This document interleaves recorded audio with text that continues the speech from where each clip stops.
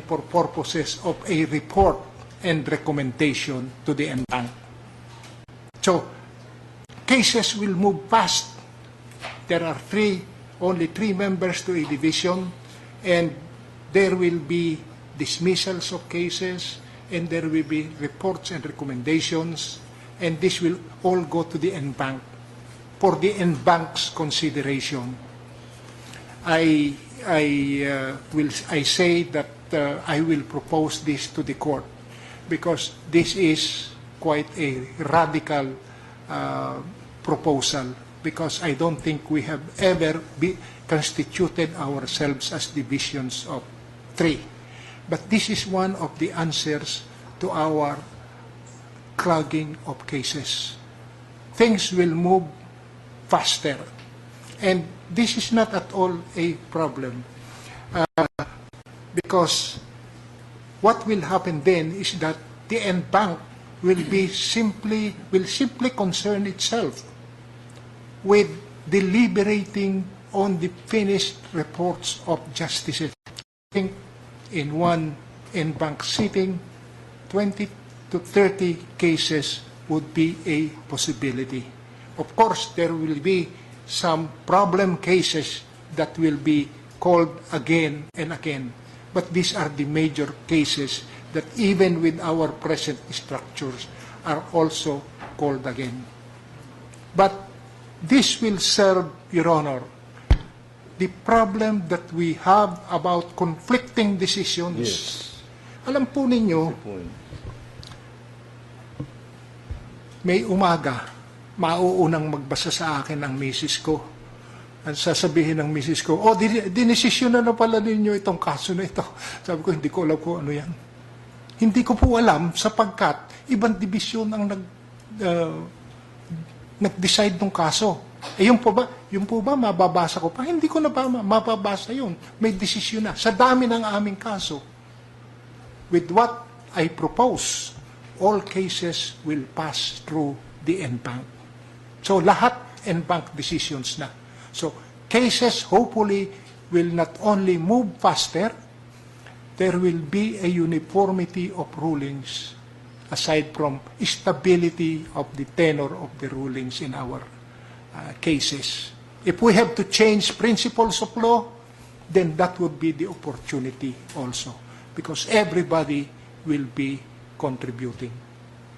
So, yan po ang sagot ko sa inyo, Honorable Justice. Thank you very much. Now, there's something that has bugged me, considering the unmitigated proliferation of deaths caused by violence of judges, journalists, and other private individuals. Are you in favor of a revival of the death penalty law? Do you believe that the extreme penalty of death is a deterrent to the commission of such crimes as murder, parricide, rape, kidnapping? I am really neutral to the idea, Your Honor. There are pros and cons against the idea. Precisely. It seems to me that the death penalty is not at all a deterrence, considering China na mabilis, ikaw pa ang bibili ng bala. But in our system of laws, that is unknown. Ang kinatatakot ko po lamang sa death penalty, kami po ay maaring magkamali. I have been reading an article about innocents in the United States, not here, who are now languishing in the death cells of their penitentiaries. Sabi ko, malaki din namang kargo ng konsyensya natin kung magkakamali tayo. Pwedeng magkamali. Pag tinimbang ko po ito, para sa akin po, bagamat yung mga guilty ng heinous crimes, talaga pong dapat naman sigurong malipol na dito sa ating society, I would go for the lesser reclusion perpetua without possibility of parole. Well, consider, Mr. Justice, that quite recently the Federal Supreme Court of the United States upheld the constitutionality of the death penalty. This in spite of the opposition of American bishops to the imposition of the penalty of death. But yet 4 Catholics in the court voted in favor of the imposition of the penalty of death. I have no problem about the constitutionality of the death penalty. Pero yung sinasabi is based them of values. In case of doubt, in case of the possibility of mistakes, siguro po doon sa area na yon, kung anong ating magagawa. Pero kung pwede po tayong magkamali, sana po reclusion perpetua na lamang. Now, on another matter, Mr. Justice Brion,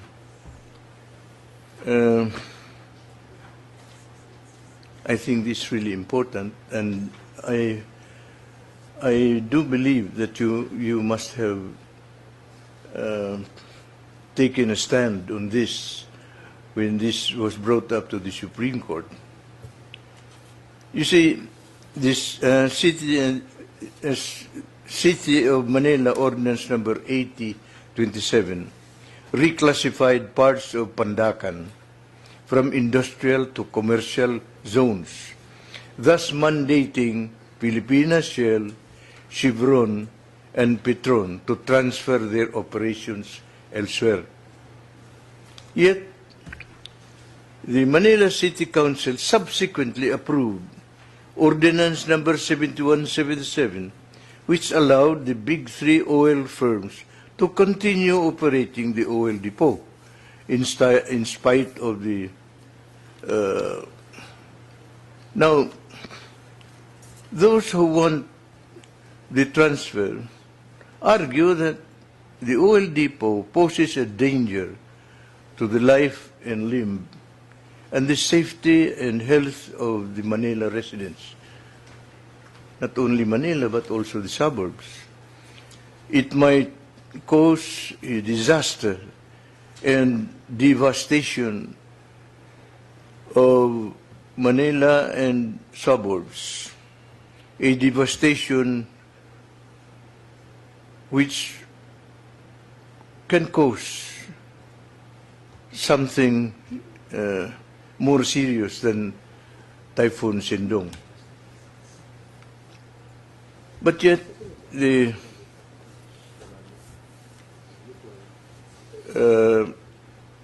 those who favor the retention say that this will increase the price of gasoline, because 1/2 of the gasoline consumed in the country comes from this. And if you transfer this, it will cost a great amount of money, and then it will deprive the about 36,000 employees of their jobs, and especially the city of Manila will lose a revenue of 96 million pesos. So, what is your stand now, and what will be your stand when you become Chief Justice? Alam po niyo, ako po'y lumipat na sa Pandacan pa rin naman ako inhibit. At sabi ko, malaki po ang problema ko . Ang aking pong kaisipan ay sinasabi na tanggalin na natin yan. A depot has no place in the middle of the city. In the middle of the city.